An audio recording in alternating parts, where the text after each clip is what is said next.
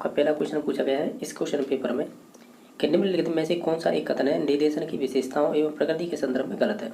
आप इन सभी ऑप्शनों को देख लीजिएगा। तो हम एक एक करके देखें सभी को कि डायरेक्ट आंसर चलाएं। देखो इसमें से सभी कथनों को पढ़ते हैं। तो जैसे पहला कथन है निर्देशन किसी व्यक्ति को खुद को समाहित करने की सहायता करना होता है, तो सही बात है। निर्देशन आत्म दिशा में व्यक्ति के विकास को बढ़ावा देना होता है, तो ये भी बात सही है।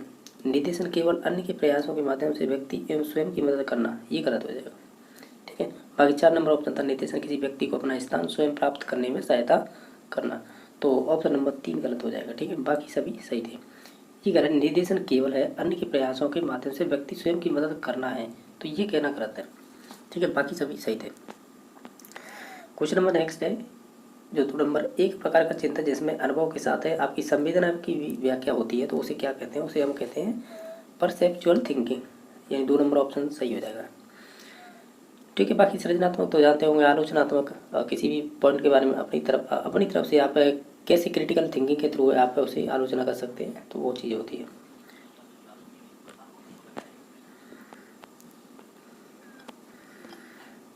बाकी 3 नंबर क्वेश्चन इस प्रकार पूछा था निम्नलिखित में से कौन सा कथन है जो भावनाओं की विशेषताओं के संदर्भ में गलत है। तो इनमें सभी को पढ़ते हैं तभी मालूम पड़ेगा। जैसे कि संवेग होते हैं वो भावनाओं के आधार होते हैं, ये बात तो सही है। भावनाएं हैं यानी जो आपके इमोशंस हैं वो नहीं, यहाँ पे सेंटीमेंट दे रखा है, हालांकि ये एक सेंटीमेंट होते हैं वो जन्मजात होते हैं, ये कहना गलत है। ठीक है, ये गलत है क्योंकि आपकी मूल प्रवृत्तियाँ होती तो कह देते हैं हम। ठीक है, या इमोशन होते तो कह देते हैं। तो ये तो सेंटीमेंट है और सेंटीमेंट कभी भी आपके जन्मजात नहीं हो सकते। ठीक है, तो ऑप्शन नंबर इसका कह सकते हैं 2 सही हो जाएगा क्योंकि मैं गलत पूछा था। बाकी ऑप्शन और पढ़ के देखते हैं। समय के साथ भावनाएं पुरानी पड़ जाती हैं और वे अपनी स्थिति को भी बदल देती हैं, तो ये बात सही है। बाकी 4 नंबर ऑप्शन ये था ज़्यादातर जानवरों में भावनाएं नहीं होती क्योंकि उनके पास कोई भी बौद्धिक समझ नहीं होती है, तो ये भी बात सही है। तो इसका ऑप्शन नंबर 2 सही हो जाएगा। ठीक है, और बाकी जो 1, 3 और 4 ये तो वो थे जो करेक्ट आपके ऑप्शन थे, लेकिन हमें पूछा था गलत है तो गलत हो जाएगा फिर 2 नंबर ऑप्शन। ठीक है, नेक्स्ट क्वेश्चन नंबर देख लेते हैं। इसमें पूछा है व्यवहार का अध्ययन करने के लिए सबसे पुरानी विधि कौन सी है। तो आप भी जानते होंगे व्यवहार की सबसे पुरानी विधि मानी जाती है आत्मनिरीक्षण विधि। ये आपकी सब्जेक्ट विधि मानी जाती है, यानी जैसे आप कहते हैं आत्मनिष्ठ विधि बोल देते हैं या इसे व्यक्तिनिष्ठ विधि भी बोल देते हैं। ठीक है, तो इसका ऑप्शन नंबर कैसे 4 हो जाएगा। नेक्स्ट, और ये किसने दी थी? विलियम वुंट और टेचनर से संबंधित है और ये पूछी हुई विधि है। सबसे पुरानी विधि कौन सी मानी जाती है? तो यही मानी जाती है। इनमें से बताइएगा जो अपराधी बालक होते हैं ना, जिन्हें क्या बोलते हैं, डेलिंक्वेंट बोलते हैं, यानी बाल अपराधी बालक की एक विशेषता नहीं है, आपको इनमें से बतानी। जैसे विद्यालय संपत्ति को नष्ट करना, ये बात तो सही है, ये कह सकते हैं हम जो अपराधी बालक होंगे वो इनकी एक विशेषता होगी। बाकी और भी ऑप्शन देख लेते हैं इसमें।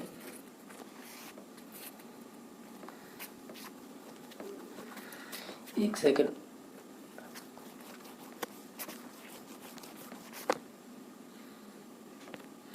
इसमें देखिएगा जो हम कह रहे थे कि एक अपराधी बालक की विशेषता नहीं है। जैसे कि पहला ऑप्शन था विद्यालय संपत्ति को नष्ट करना, तो निश्चित तौर से ये आपके अपराधी बालक की विशेषता हो जाएगी। धमकी देना एवं उपहास करना, तो ये भी बात सही है। सताना, ये भी बात सही है। लेकिन शरीर की संरचना में अगर एस्थेनेटिक है, यानी उसका शरीर देखने में एक तरह से सौंदर्य है और अच्छा है, तो निश्चित तौर से ये कोई विशेष बाल अपराधी की कोई विशेषता नहीं होगी। ठीक है, तो ऑप्शन नंबर 4 सही हो जाएगा। ये तो पॉजिटिव पॉइंट है ना, अगर उसका शरीर सौंदर्य है तो इसमें दिक्कत क्या है? अपराधी कैसे हो गया वो? अपराधी के लिए तो ये चीज़ें होनी चाहिए जो ऊपर की चीज़ें हैं। ठीक है, नेक्स्ट क्वेश्चन नंबर है कि निम्नलिखित में से कौन सा बांडुरा द्वारा प्रदत्त अधिगम सिद्धांत के अंतर्गत अवलोकन अधिगम हेतु सही तार्किक क्रम क्या होगा? तो अल्बर्ट बांडुरा का सामाजिक अधिगम सिद्धांत था। उन्होंने सीखने के 4 स्टेप बताए थे। उसने कहा था पहले तो हम करेंगे अटेंशन, ध्यान देंगे। तो अटेंशन इसमें भी है, इसमें भी है, इसमें नहीं है तो इसे काटेंगे, इसमें पे। अटेंशन के बाद था रिटेंशन, अटेंशन के बाद रिटेंशन, तो इसमें भी है पर इसमें नहीं है, इसमें तो ऑलरेडी ये काट कर दिया था। अटेंशन के बाद रिटेंशन, इसमें भी। अब 1 और 4 में से ही होगा। ठीक है, उसके बाद आता है आपका रिप्रोडक्शन या जिसे ही बोलते हैं प्रोडक्शन, तो वो फिर आपके 4 नंबर ऑप्शन में, और फिर लास्ट में आता है मोटिवेशन। यानी जो अल्बर्ट बांडुरा था ना, तो उसने क्या किया था, सीखने के जो 4 आधार बताए ना, उसमें ये था अटेंशन, फिर हम रिटेंशन करेंगे, फिर प्रोडक्शन करेंगे, फिर मोटिवेशन, यही 4 स्टेप होते हैं। तो ऑप्शन नंबर 4 सही हो जाएगा। यह किसी ने कहा कि व्यक्ति जन्मजात एवं अर्जित प्रवृत्तियों का योग है, ये आपके वैलेंटीन या वैलेंटाइन बोलते हैं इसे। ठीक है, वैलेंटाइन की ये डेफिनेशन है। इसमें से आपके विकास के बारे में असत्य बताइएगा। विकास में परिवर्तन निहित होती है, तो ये तो बात सही है। विकास यानी विकासात्मक पैटर्न है वो अपूर्वान्वयी होता है, यानी अनप्रेडिक्टेबल होता है, जबकि प्रेडिक्टेबल होता है, तो ये तो गलत हो जाएगा। बाकी 3 नंबर ऑप्शन था, आर्थिक विकास है पक्षवर्ती विकास की तुलना में ज़्यादा संकटपूर्ण होता है, ये बात सही है। बाकी 4 नंबर ऑप्शन है, विकास परिपक्वता एवं अधिगम का उत्पाद है, ये उत्पाद नहीं होता है। तो फिर ये कैसे उत्पाद नहीं होता, फिर क्या होता है, हम ये कहेंगे इस डेफिनेशन को इस प्रकार पूछा जाता है कि जो विकास है वो आपकी परिपक्वता व अधिगम के फलस्वरूप होने वाले परिवर्तन होते हैं ना, परिवर्तनों की श्रृंखला बोल सकते हैं, तो उन्हें बोलेंगे आप डेवलपमेंट। यानी उस जो मैंने बोला है, यानी विकास है परिपक्वता एवं अधिगम के फलस्वरूप होने वाले आपकी जो परिवर्तन की श्रृंखला होगी या फलस्वरूप होने वाले परिवर्तनों की श्रृंखला होगी, वही आपका डेवलपमेंट कहलाएगी, ना कि उत्पाद कहलाती। तो ये भी गलत। इसमें से हमें चूज क्या करना था, असत्य। तो एक तो 2 नंबर असत्य है, एक 4 नंबर, तो इसमें 2 ऑप्शन असत्य माने जाएंगे, ठीक है। बाकी 2 ऑप्शन सही थे जो मैंने बता दिए। नेक्स्ट है, लड़कियां हैं वो शारीरिक रूप से लड़कों से श्रेष्ठ होती हैं, क्यों? श्रेष्ठ होती हैं, तो इसमें उम्र बतानी है। तो वो पूर्व बाल्यावस्था में होगी, जिसकी उम्र होती है, अगर जीन प्याजे के अनुसार देखेंगे, 2 से 7 में। तो इसी में शारीरिक रूप से लड़कों से श्रेष्ठ होती हैं। नेक्स्ट क्वेश्चन नंबर है जो 10वां क्वेश्चन है कि कौन सी इसमें से एक विषय वस्तु है जो समग्रवादी मनोवैज्ञानिकों के अध्ययन के क्षेत्र में आती है या उनसे संबंधित है। तो वो बात करते हैं चेतना की। यानी चेतना मतलब ये है कौन सी नेस बोलते हैं इसे, कॉन्शियसनेस बोलेंगे, ठीक है। इसका मतलब ये है कि आप कोई भी समस्या समाधान कर रहे हैं, अगर वो सॉल्व नहीं हो रही, तो अचानक आपके मन चेतना में ऐसा थॉट आएगा कि वो सडनली आपका उसे सॉल्व कर जाए। ये आपके जो अंतर्दृष्टि का सिद्धांत कहलाता है, इनसाइट थ्योरी कहलाती है। तो ये आपके उन्हीं से संबंधित है, गेस्टल्टवादी। तो ये चेतना के आधार पर ये बात करते हैं, यानी समग्रवादी मनोवैज्ञानिक कहते हैं क्षेत्र क्या है, वो चेतना है। ये कह रहे लड़कियों के पितृ प्रेम भाव को फ्राइड ने कैसे संबोधित किया था। तो देखो, अगर ये मैं अब ज़्यादा क्या बताऊँ, 5 अवस्थाएं थी सिग्मंड फ्राइड की, और जिसकी OLPG मैंने ऐसे याद कर रखी हैं, 1 2 4 3 और 3 5 इस प्रकार है। ये जो 3 नंबर की अवस्था होती है ना, फैलिक स्टेज बोलते हैं। इसमें 2 चीज़ें होती हैं, एक तो इलेक्ट्रा ग्रंथि होती है, एक ऑडिपस। अगर ये कहे कि लड़की है वो अपने पिता की ओर अट्रैक्ट होती है, यानी मतलब ये कि प्रेम भाव दिखाती है, तो वो उसमें तो इलेक्ट्रा ग्रंथि होगी। अगर कोई बॉय है, ये 2 नंबर ऑप्शन है ना, ऑडिपस भावना ग्रंथि, इसका मतलब ये है कि कोई बॉय है और वो अपनी माता के प्रति अट्रैक्ट होता है, प्रेम भाव दिखाता है, तो उसमें ऑडिपस ग्लैंड हो जाएगी। लेकिन जहाँ लड़की की बात हो रही है, तो ऑप्शन नंबर 2 हो जाएगा। जो स्वप्रेम भावना है ना, तो ये लास्ट की स्टेज होती है ना, जेनिटल 5 नंबर की, उसकी एक विशेषता होती है, यानी स्वयं से प्रेम करना होता है, ठीक है। ये भी इंपॉर्टेंट है, इस वजह से बताइए। नेक्स्ट 12वां नंबर क्वेश्चन है, इसमें क्या पूछा है, ये कह रहा है कि कभी कभी प्रतिभाशाली माता पिता के बच्चे अपने माता पिता की तुलना में कम बुद्धि के साथ जन्म लेते हैं, अथवा इसके ठीक उल्टा भी हो जाता है। तो वंशानुक्रम का कौन सा सिद्धांत है, ये सोरेनसन का प्रत्यागमन का सिद्धांत है, जिसे लॉ ऑफ रिग्रेशन बोलते हैं, ठीक है। यानी आपके पेरेंट्स हैं, उनके विपरीत को लक्षणों वाला बच्चा पैदा हो जाए। इसमें से बताइए कौन सा अंतर्मुखी सोच प्रकार के व्यक्तित्व की विशेषता है। तो देखिएगा, जो खुद के बारे में सोचता रहता हो, ज़्यादा बात नहीं करता हो, यानी समाज में इंटरेक्ट नहीं कर पाता हो, इस प्रकार के बालक मोस्टली अंतर्मुखी माने जाते हैं। तो इसमें कह रहा है जैसे कि यथार्थवादी और व्यवहारवादी, ये तो आपकी बहिर्मुखी व्यक्तित्व की पहचान हो जाएगी, अपने बौद्धिक खोज में लीन रहना। तो ये फिर छोड़ देते हैं इसे, ये राइट आंसर हो सकता है इसका। बाकी तत्वों के साथ सिद्धांत का समर्थन करना, तो ये आपके बहिर्मुखी व्यक्ति की पहचान है।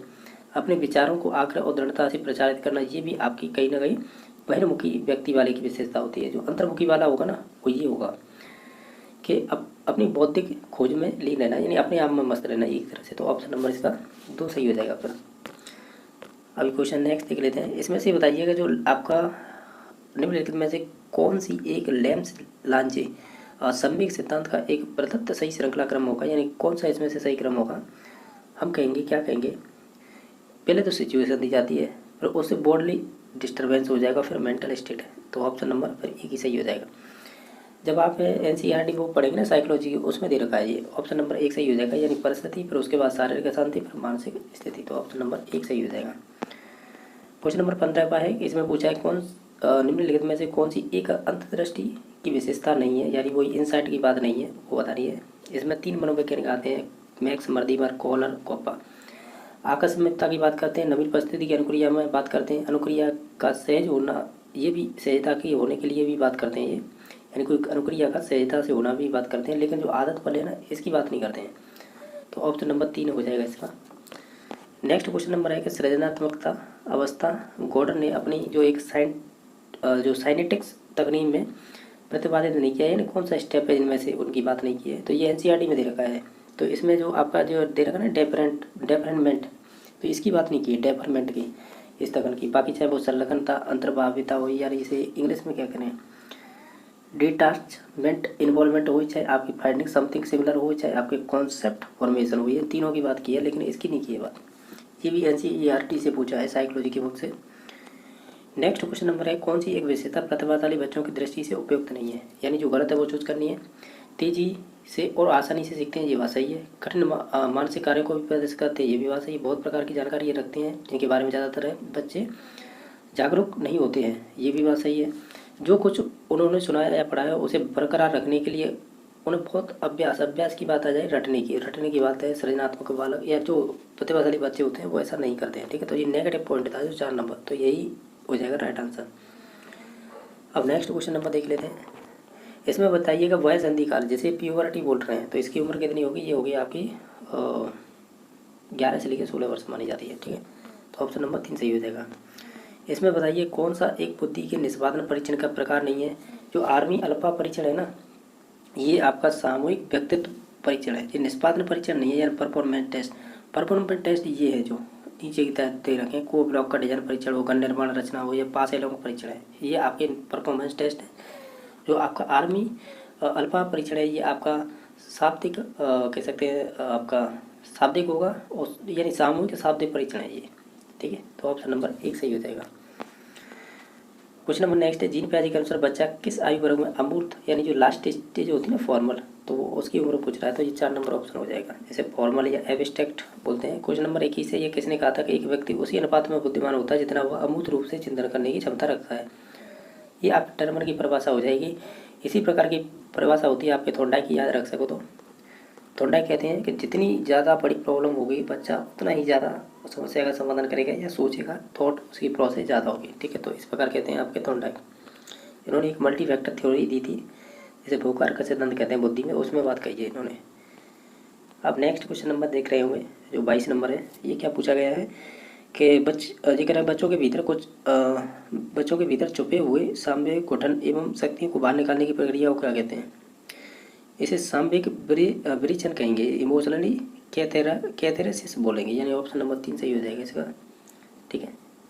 ये कुछ ऐसे क्वेश्चन पूछे गए, बाकी में ये इतनी साइकोलॉजी में आते नहीं है टफ, फिर भी जब एनसीईआरटी की बुकों से क्वेश्चन बनते हैं ना तो फिर इसी प्रकार के पूछे जाते हैं।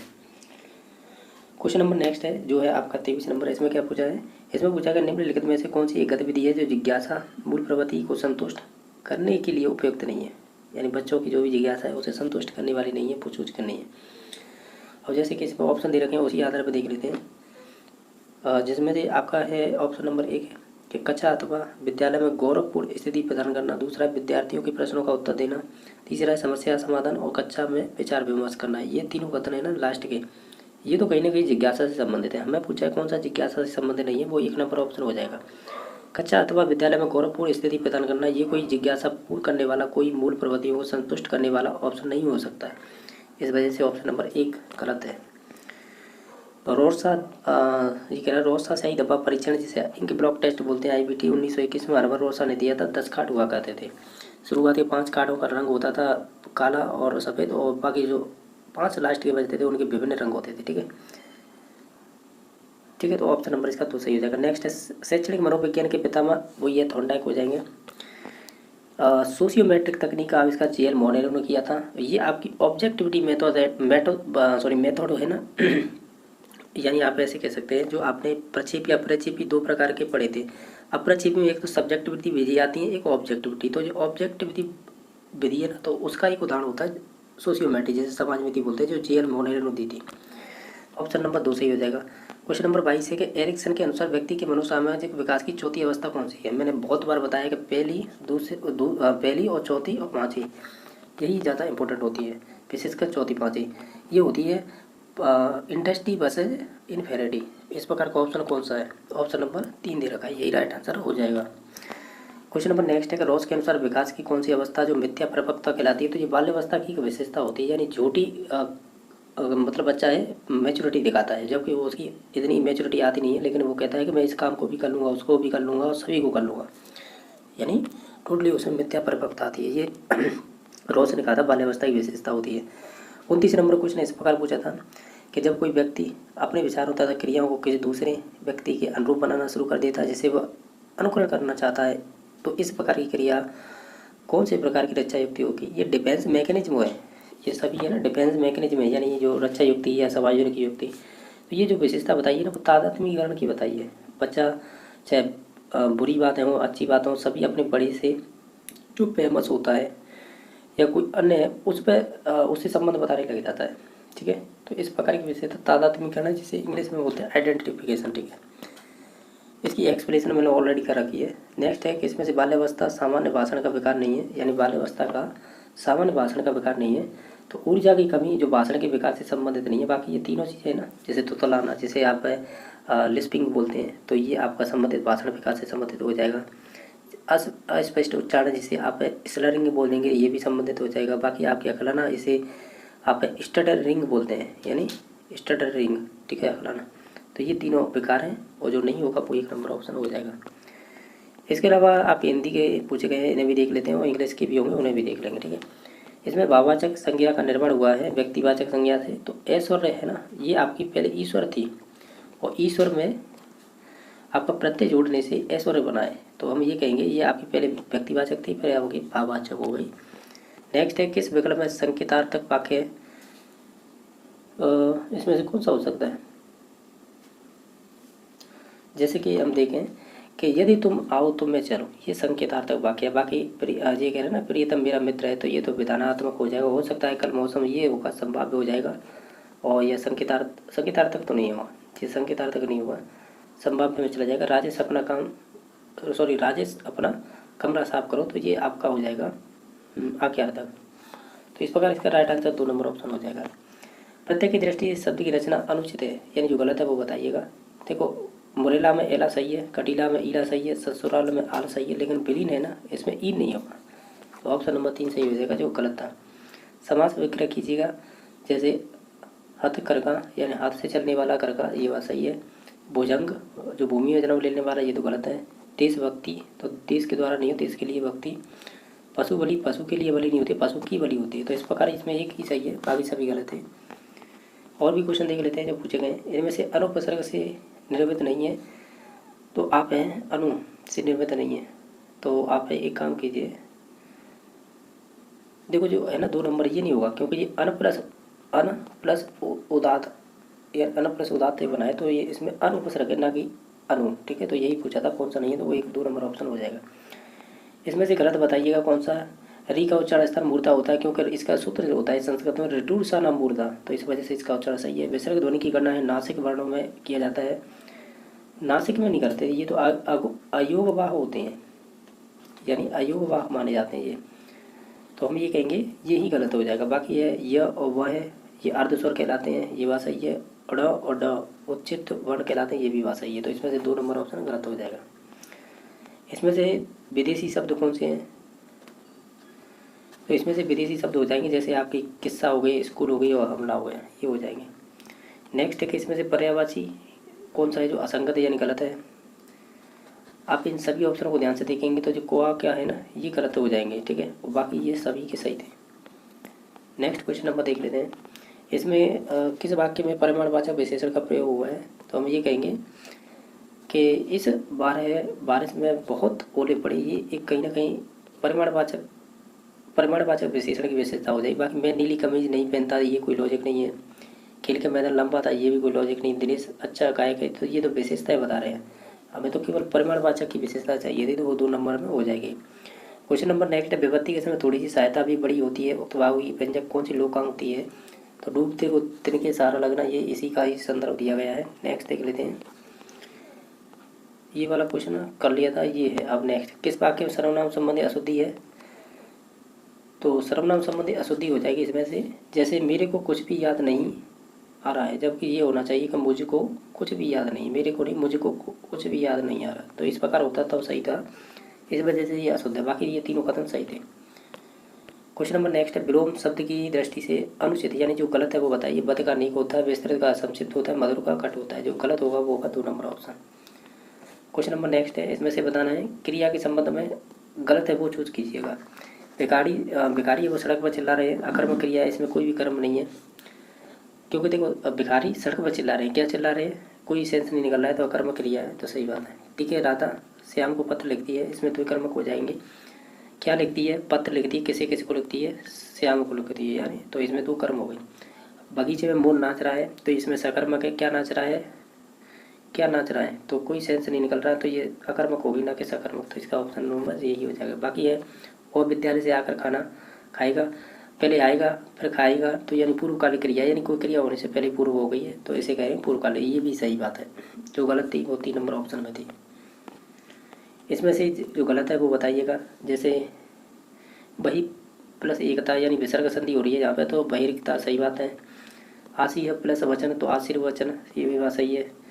तप प्लस चर्या, तो तपश्चर्या हो जाएगा, ये भी बात सही है। जो है ना रति रंस, यानी रति है प्लस रंस, ये गलत है, ये रतो रंस होगा, क्योंकि इसमें विसर्ग के बाद रहा आएगा, तो यहाँ पर ओ होगा, तो रतो रंस होगा, तो इसका ऑप्शन नंबर 3 गलत हो जाएगा, बाकी सभी सही थे। मुहावरे का अर्थ संगत नहीं है वो बताइए। जैसे कि नहली पे देला, करारा जवाब देना, ये बात तो सही है। बत्ती सी बंद करना, चुप कर देना, ये भी बात सही है। सिर का पसीना पाँव तक आना, कठिन परिश्रम करना, ये भी बात सही है। लेकिन आप थाली का बैगन होना यानी ये सर्वसुलभ होना, ये गलत है।